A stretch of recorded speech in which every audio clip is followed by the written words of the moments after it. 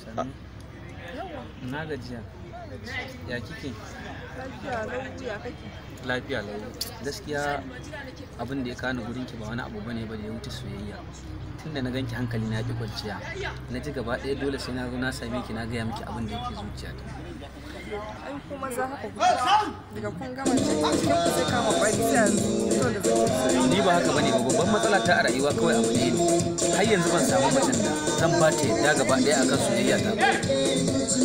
Saboda gaskiya ina da matsala.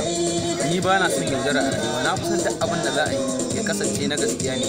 Daga baya mun zo muna soyayya da ke a bisani kuma in zo mu fuskanci kin koma bangaren wani guri ko kuma daman ke ma ba suna kike. Na fi son duk abin da za mu yi da ke a matsayin masoyi da masoyiya. Kin gamsu da ni, na gamsu da ke, abin da nake so kenan. Ya ke gani amincewa ki kawai nake ne. Kaga To yanzu yaushe kamata a ce na zo na same ki.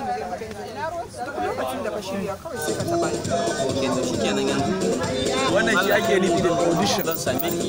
Ina so ya mun audition ga kamun lule. Yanzu ina ne ma kika ce ko na tashi zuwa. Ina zangon da ka ko kuma nan kaza.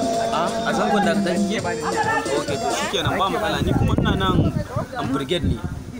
Amma ba matsala, zuwa gobe insha Allah ko next week zan iya zuwa gidanku, ba matsala dai ku. Zan zo mu gaida ainihin mutanen gidan. Babu damuwa sai ka zo. Na gode mu soyayya. Allah ya raba ka da shirin su ba aure ne. Ka su zo su kwaci ba isa. Ko na je ma? Na ce Habibu ya kira na ce ki gaya mishi ina aiki ki gaya. Ai ban dauki ya riga